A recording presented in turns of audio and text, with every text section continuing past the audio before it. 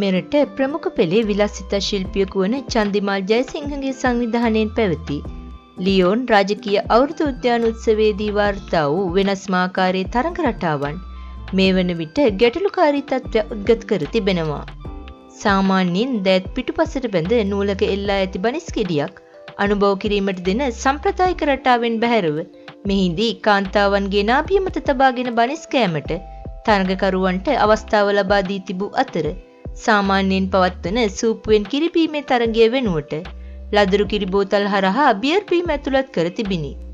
තවත් තරඟයකදී තරුණියන් බීම බෝතලය කිහිල්ල ප්‍රදේශයේ තබාගෙන අනෙක් පුද්ගලයාට බීමට ලබා දී තිබුණේ දරුවෙකුට කිරි පොවන ආකාරයටයි.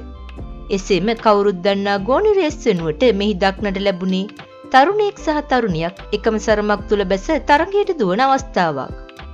මෙම සිදුවීම් සංස්කෘතික වටිනාකම් සහ මානුෂීය ගෞරවය පිළිබඳ ගැටලුවක් ලෙස හඳුනාගත හැකි අතර වින්දනයේ උදෙසා මානව ගෞරවය අවභාවිතා කිරීමේ ප්‍රවණතාවයක් බවට බොහෝ දෙනා මත පළ කර තිබූ අතර සම්ප්‍රදායික සිංහල අවුරුදු ක්‍රීඩා හරහා අපේක්ෂා කරන සහජීවනය සහ සාරධර්ම ආරක්ෂා කිරීම වෙනුවට මෙවැනි අමුතු ගණයේ අත්හදා බැලීම් හරහා සිදුවන්නේ සමාජ සදාචාරයේ පිරිහීමට ලක්වීම බව විචාරකයින් පෙන්වා දෙනවා.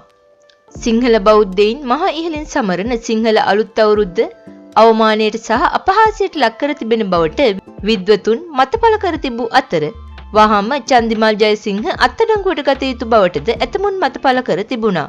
මේ වන විට මෙම සිද්ධිය සම්බන්ධයෙන් ජ්‍යොතිෂ්‍යවේදී විද්වත් කමිටුව අපරාධ පරීක්ෂණ දෙපාර්තමේන්තුව වෙත පැමිණිල්ලක් යොමු කර තිබෙනවා. සිංහල අලුත් අවුරුද්ද මුල් කරගෙන එම චාරිත්‍ර වාරිත්‍ර වලට හානි වන පරිදි සිදු කළ මෙම ක්‍රියාව පිළිබඳ වහාම පරීක්ෂණයක් පැවැත්විය යුතු බව ඔවුන් සඳහන් කර සිටිනවා.